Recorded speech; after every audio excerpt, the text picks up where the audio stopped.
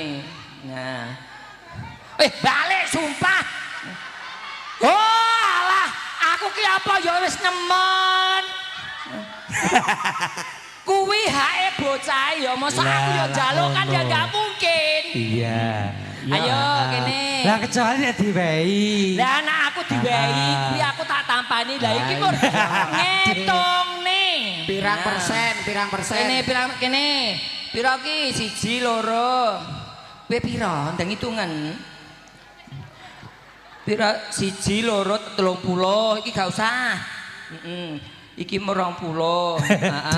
Lah sing anu gawe amplop mau.